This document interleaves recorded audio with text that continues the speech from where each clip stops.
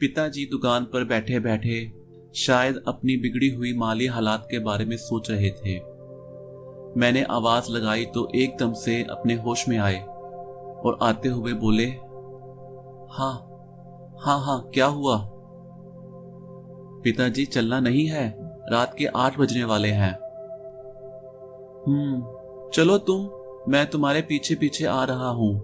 मुझे स्कूटर में तेल भी डलवाना है, तो तुम एक काम करो, घर के लिए दूध लेते जाना। मैंने अपनी साइकिल उठाई और घर की तरफ चलने लगा। रास्ते में से दूध लिया और पीछे मुड़कर देखा, अभी तक पिताजी आए क्यों नहीं?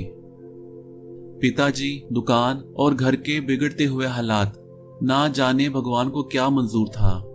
यही सोचते हुए साइकिल चलाते चलाते मैं घर की तरफ बढ़ ही रहा था कि रास्ते में पड़ने वाली सब्जी मंडी के बाहर कुछ ठेले वाले आलू बुखारे लगाकर बैठे थे। आलू बुखारे देखने में बड़े ही रसीले, रस भरे, सुर्ख लाल और बड़े बड़े थे, ऐसे कि देखते ही खाने को दिल ललचा गया। जेब में एक पैसा भी ना था, सो ठेले के पास ही खड़ा हो गया और पिताजी के आने का इंतजार करने लगा। सोचा आएंगे तो उनसे ही बोलूंगा कि थोड़े से आलू बुखारे ला दें। कुछ 4-5 मिनट के बाद पिताजी आते हुए नजर आए। मैंने दूर से ही हाथ हिलाया तो मेरी तरफ आए और स्कूटर खड़ा करके बोले, क्या हुआ, यहाँ क्यों खड़ा हो गया है? मैंने थोड़ा झिझकते हुए बोला कि थोड़े से आलू बुखारे ले दो।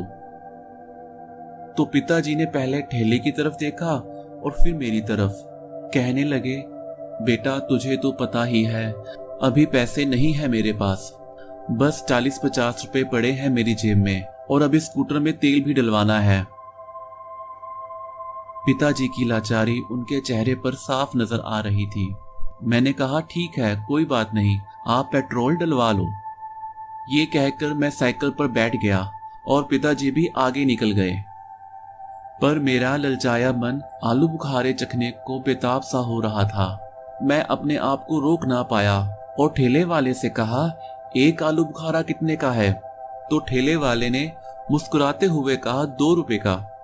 और उस टाइम मेरी जेब में भी 2 रुपए का सिक्का पड़ा था।